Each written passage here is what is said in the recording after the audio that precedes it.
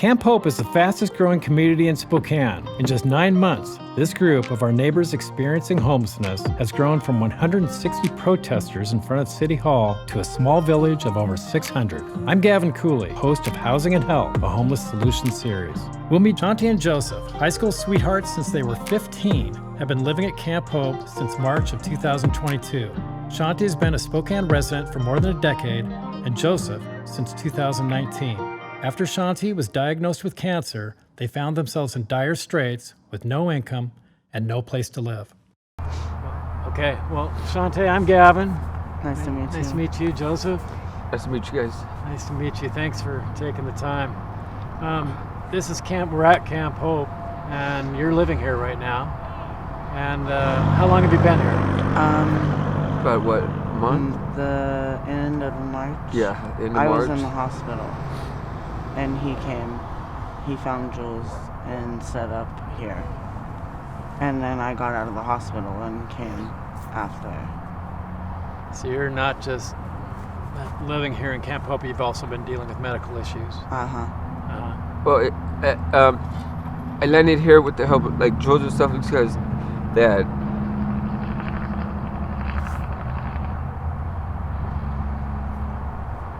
it's hard as a married couple to try to get housing, try to get places because they won't do it for married couple. They'll do it for people, single people, but Or families. I went out. Children. I went out. My wife just got done beating melanoma cancer. So I've been out looking for a place. In the midst of all that, dude, I came back and my wife was gone. They told me that my wife had passed away. And I wasn't. I was in the hospital. So I went to Jules for help. And they said come here, so I came here by myself. And you were looking for Shantee. And you were told she had passed away. Wow. And so Jules, with the help of Jules, put me here in this camp, and in the middle of building a house. I called. I'm like, how do I get the phone number? Because I couldn't even remember the cell phone number. And I had called my doctor's office, and I said, I need that number you guys have on record. And so... Just to even be able to get back in touch with Joseph. And he couldn't believe that it was my voice on the other end. He thought you were gone. Yeah. And I said, I'm in the hospital. I'm up here at Sacred Heart. I've been here for a week. So I went to go pick her up to bring her to what we have, and I call it our house, right here at Camp Hope. And without Jules, we would have been lost.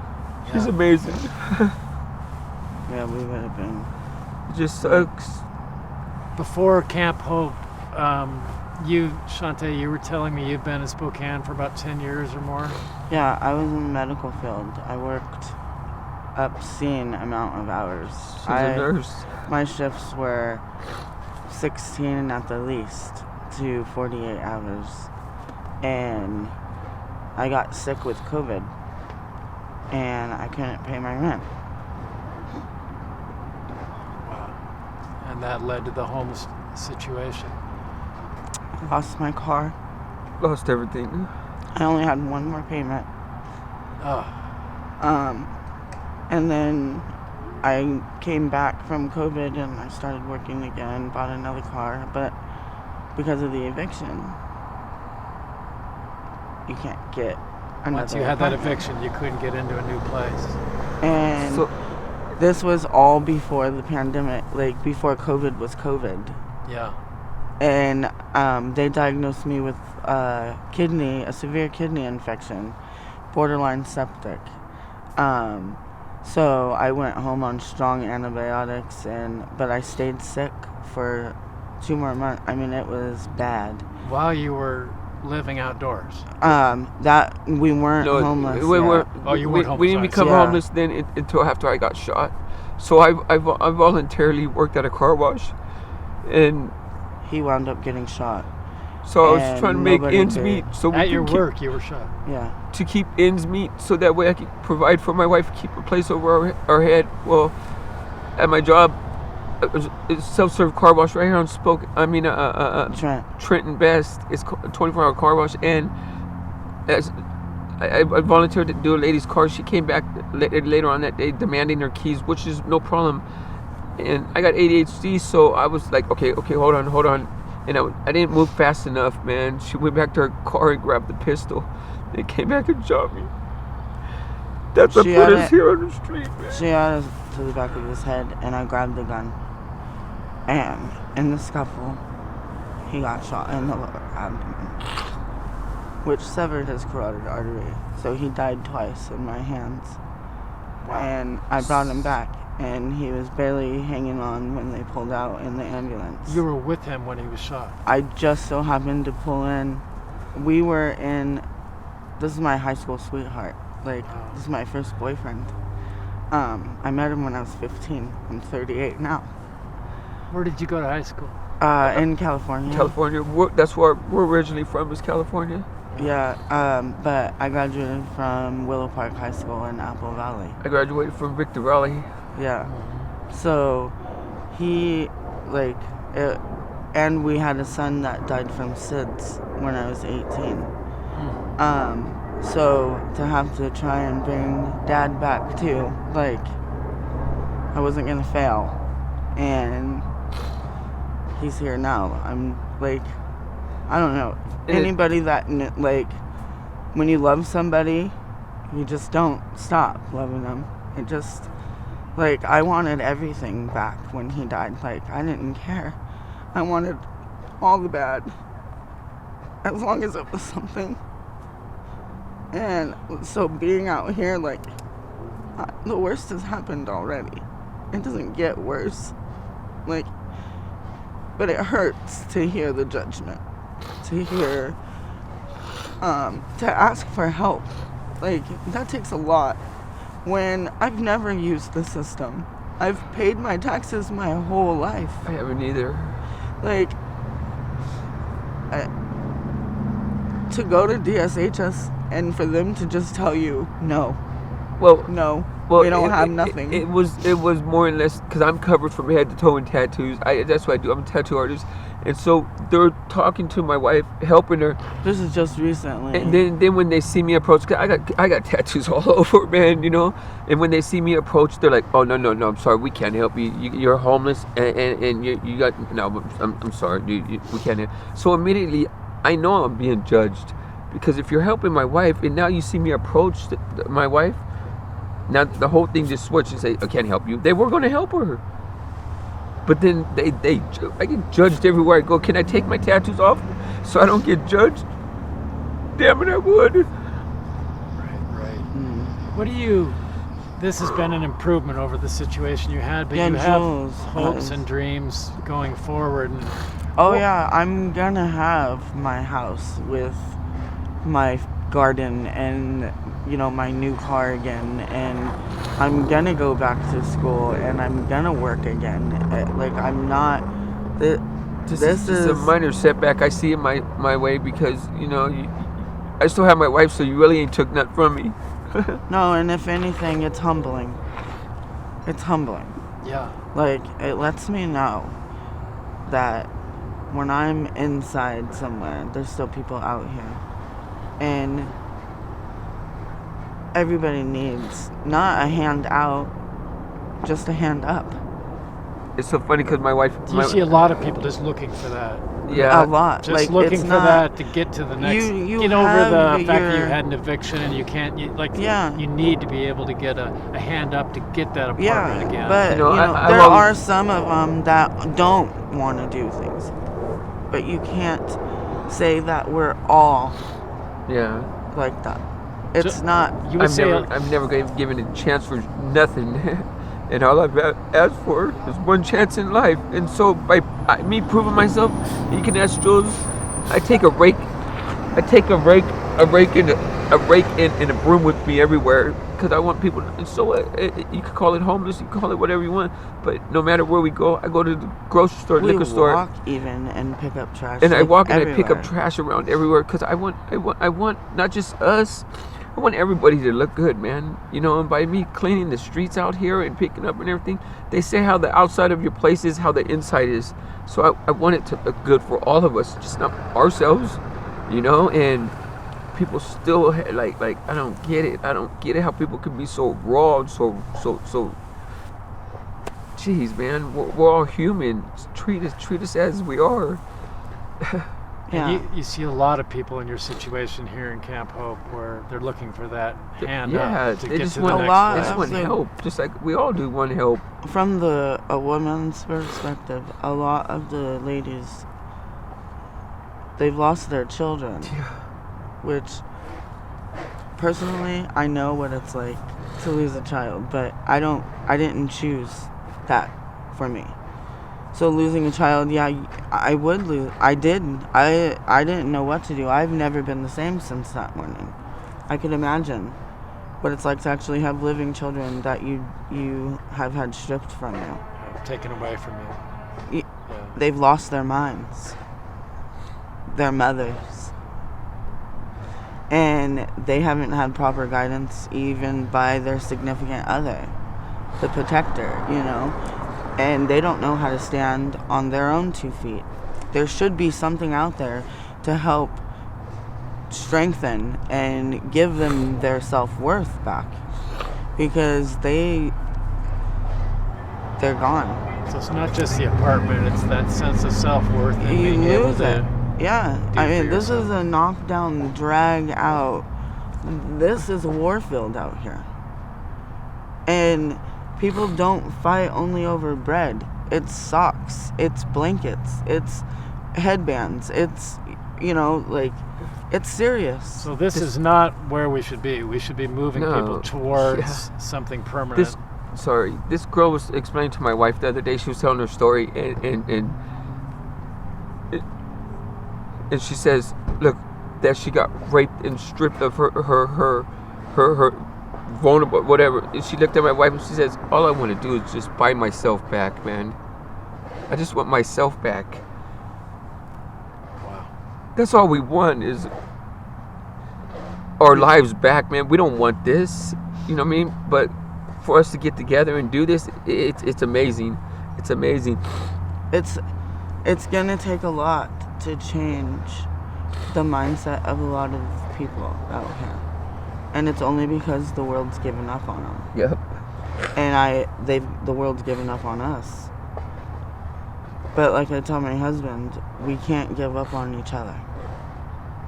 And maybe you're a little rare too. Probably a lot of people don't have somebody else the way you have each other. Our story, and that's what, like, everybody knows, like, Cisco and Shauti, or Joseph and Shantee, like, we're that couple. They know if they only see me, Joe's not far behind. He's somewhere.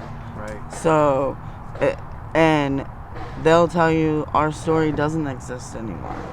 That first love doesn't, like, you don't see it, you know, years later. Right. You know? And even people that we know from back in the day, like, still are like, I can't believe you guys are still going the way you're going. Like, we didn't think you two were, because, I mean... What is it that what is it that gives you hope at this point? You know, holding you together and The smile. that third string, What is it? that Holy Spirit, They say the three, what is it? powerful force. The three what? My favorite quote is, a cord of 3 strands is not easily broken. so there's a real spiritual element to your strength here. Yeah, and I have Hope a for son tomorrow. up there waiting for Talk me. about rock bottom. Your If we son waiting for you. we slept out in front of Donna Hansen On the curb. on the sidewalk for months. People walking over us until I just got. Everybody kept saying, go to Jules, and so we were trying, and I can't go far out because here, I it's my leg. even the bus system, you can only get so much done on the bus. Yeah. So we would do a couple appointments, like, okay, we're gonna go to Jules, but Jules closes at a certain time. So it took us like almost a month to finally get to Jules. Yeah. And when we got there, we didn't know that it was clothing and food and shoes and Showers bus vouchers and showers and hygiene products and, like, anything you can think of, she has it. That's why we go And there. That's exactly why we go there, because nobody else. I mean, you can't even go to the social service office and get a bottle of shampoo. So this is the one, even if this isn't your future, this is the one place you can go now to get the things. Absolutely. This is the one place that even when I'm on top again, I'm going to be donating to. This is a learning experience. I mean, Jules is a blessing. Like, she's an angel on earth. And you're already thinking about giving back. If Yeah. you're planning your own future. And that's what we. And that's what we do. I mean, and that's why we try to like represent her, even here, like making sure it's clean. Like, this is her name. Don't drag it through the mud. Like, she goes out of her way for you. Because if she doesn't have it and she knows it's something that you need, not a want, but a need, she'll do whatever it takes to make sure that it's set in stone, that it's there. Nobody goes without here. Hell no. Heck no, excuse me. Nobody. Everybody, ain't no one can come and pick you up and take you to get something to eat. But I'll tell you this much, that lady makes sure that there's food and water and drinks here every day, morning, breakfast, and lunch and dinner. She makes sure everyone here is fed. And, and it's like... The staff is amazing. Like, I mean... You guys are amazing. And Jules came up to us and says, hey, those people are for me. And they're like, you guys are Jules' family. Like, all right, Jules, you're our family, so we'll go over there and talk. This isn't easy to talk about. No, because, like, it's just, he got shot last August. Just last August. I was sick with COVID. I shouldn't be alive. November of 2019. I got, like, right when because I was in the medical field, so it hit the hospitals and all the nursing homes and first. And they wanted to say I was going into kidney failure. And it wasn't, I mean, I had fire department at my house 3 times a week. And I was just signing release. Like, no, I'm not going in there. Like, if I go in there, I'm going to die. I'd rather fight this at home. And, you know, antibiotic after antibiotic. And finally, like, it went away. But it was too late. Me and my wife think, we sit down every day. So and the trauma. We say to ourselves, what can we do to help out around here? You know, and the only thing we can do, pay forward, is just to put a hand in, you know what I mean? Just like... We heard a comment on social media about taxpayer dollars the day I'm filing my taxes inside my tent. As you said, you've been doing that all along. And I'm like, are you kidding me? Like, judgment? Yeah. If they would stop, and we'll talk to anybody. If you want to hear a story, if you want to know why. But this judgment is, it's really extreme, which is a lot of them, of our people, are already angry. So hearing that, you know, there's no level of, hey, don't give them what they want. It's, oh, we're going to get you, you know? Right. And you can't stop it at that point. So being the voice of reason sometimes, I'm like, hey, you guys, it's not worth it. Like, stop. But it hurts. It hurts a lot. Like, yeah. I've been out of trouble without the law for 19 years. And I know from experience,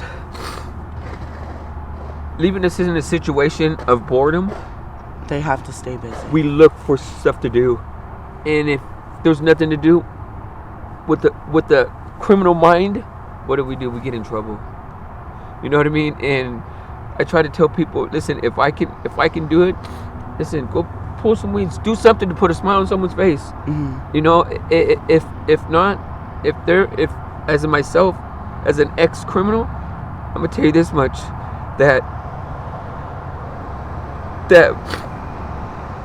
I don't know how to pay Jules back for helping us, so I trim her yard out here just to show that we appreciate her, even letting us come to her place. Just to give back. Yeah. Chantel. Thank you, Gavin. Yeah, Joseph, thank you for telling your story. We really appreciate it. It's hard, you know what I mean? Especially people who actually like. Well, and my son's urn is in a safe place too with Jules. There's nowhere else I could have put him. And having him in my car was a risk of somebody going through my stuff and stealing his urn. And I've always been scared because it looks like a gold, brick. Right. And it's just a brass box with his ashes in it.